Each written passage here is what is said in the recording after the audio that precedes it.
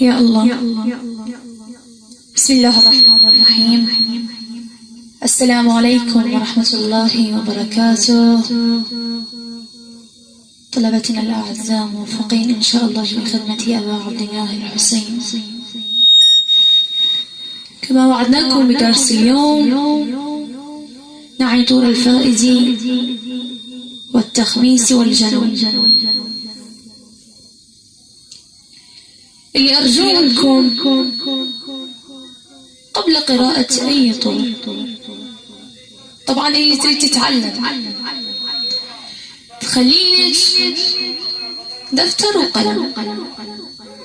دائما الإنسان يدخل الابتدائية أريد أتعلم الحروف من الألف، كذلك هذه الأطوار البسيطة. تخلوا لكم دفتر وقلم تبدون من نعي القريط الفصيح.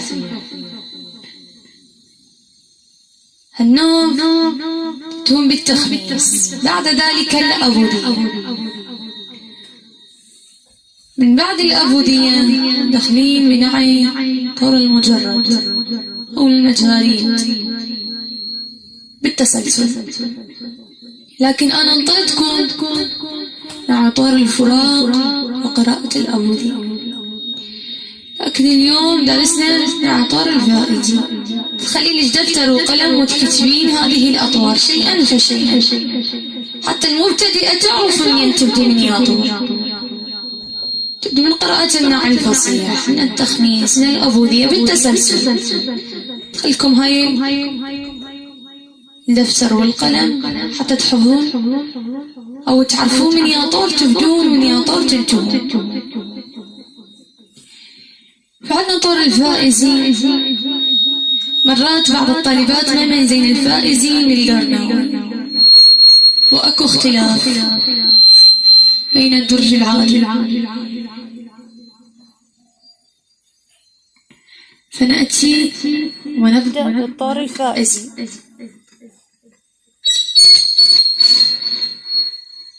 نعم طور الفائزي. أول شي تاخذين نفس عميق، تخلين بيمد. هذا الطور يتلمد مع الحزن، مع التكسرات، مع الإحساس، مع الحنية. إذ لم تتواجد هذه الصفات ستكون القراءة خاطئة. فماذا عن لسان مولاتنا زينب سلام الله عليها؟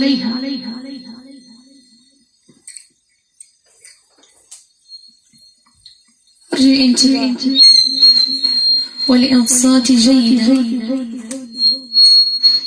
ايش تقول العقيلة زينب سلام الله عليها؟ أرجو الإنصات. خلين مد، تبدين من البداية وليس من النهاية. إلا طلعت من الخيم الحزينة تصيح يا حسين،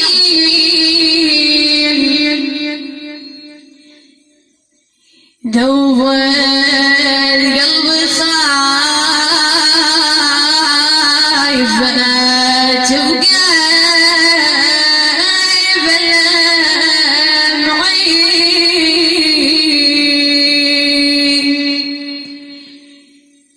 جيت بحر يمك وحشيت يا خويا الديار،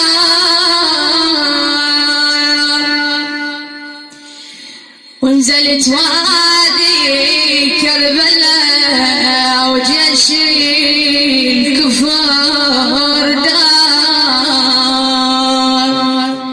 دائما الواو تمزجينا مزج، والآه مع تكسرات خفيفة، لكن الياء تتكسر بكل طاقة. عندك تكسرين بالياء. نأتي إلى التخميس. لبس القلوب على الدروع وأقبلوا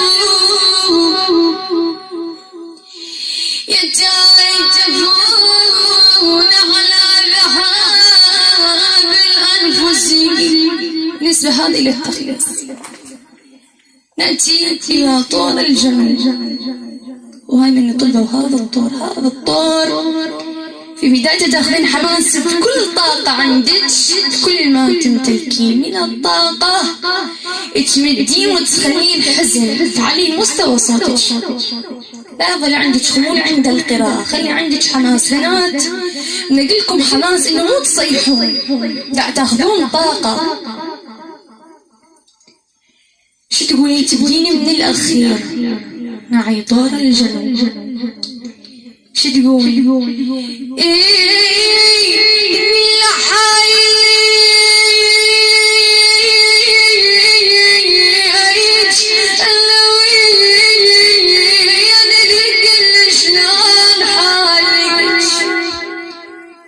ترجعين يقول لك